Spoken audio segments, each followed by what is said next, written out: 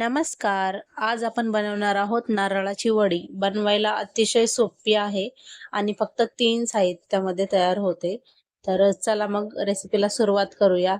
त्याआधी व्हिडिओ आवडल्यास लाईक करा, शेअर करा आणि चॅनलला सबस्क्राईब करायला विसरू नका.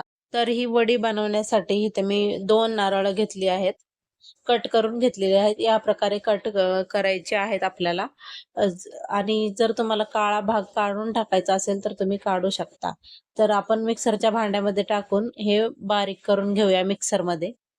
वाटून झालेला आहे आणि उरलेला नारळ सुद्धा आपण असाच बारीक करून घेणार आहोत. तर इथे बघा जवळपास 1.5 वाटी खोबरं कीस तयार झालेला आहे. 2 नारळ घेतली होती.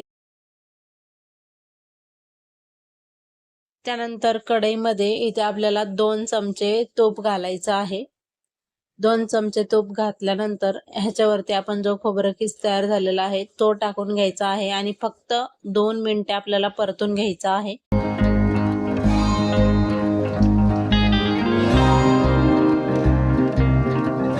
परतून झालेला आहे. तर त्यानंतर आपण ह्याच्यामध्ये टाकणार आहोत 1 वाटी साखर. साखर तुम्ही आवडीप्रमाणे कमी जास्त करू शकता. इथे 1.5 वाटी खोबरं कीस होता त्यासाठी मी इथे 1 वाटी साखर वापरलेली आहे. आता साखर आपण वितळेपर्यंत आपल्याला हे परतून घ्यायचं आहे. साखरेऐवजी तुम्ही इथे पिठी साखर सुद्धा टाकू शकता. तर साखर आपण वितळून घेऊया चांगली.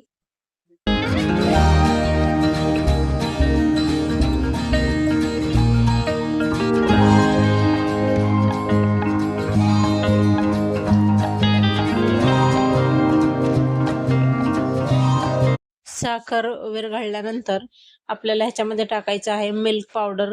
2 चमचे मिल्क पावडर वापरलेली आहे इथे आणि 1 चमचा वेलची पूड वापरलेली आहे. जर मिल्क पावडर नसेल वापरायची तर स्किप करू शकता, ऑप्शनल आहे. आणि हे सर्व आपल्याला परत एकदा मिक्स करून घ्यायचं आहे. फक्त 2 मिनिटे हे व्यवस्थित मिक्स करून घेऊयात. त्यानंतर आपल्याला एका ताटाला तेल किंवा तूप लावून पूर्ण ताटाला पसरून घ्यायचं आहे. पसरून झाल्यानंतर जे आपण मिक्सचर तयार केलेलं आहे ते ह्याच्यावरती घालूयात आणि घालून झाल्यानंतर हाताने असं थापून घ्यायचं आहे. व्यवस्थित थापून झालेलं आहे माझं इथे बघू शकता तुम्ही.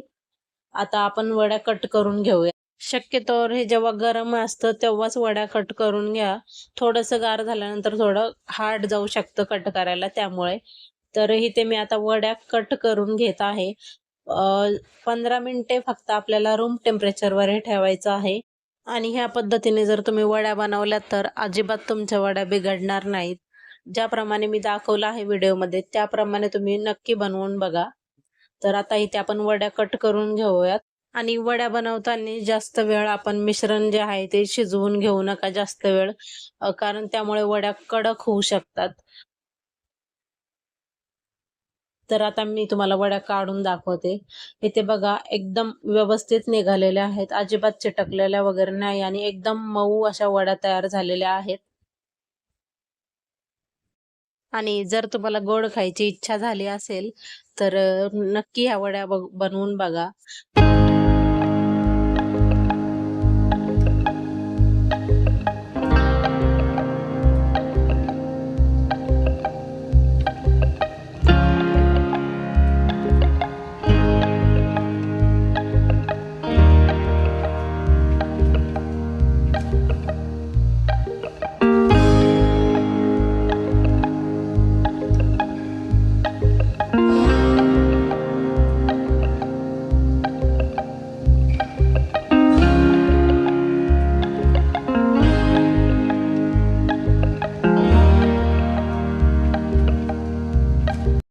आणि व्हिडिओ आवडला असेल तर लाईक करा, शेअर करा आणि चॅनलला सबस्क्राईब करायला विसरू नका. भेटूया आपण नेक्स्ट व्हिडिओमध्ये. Bye bye.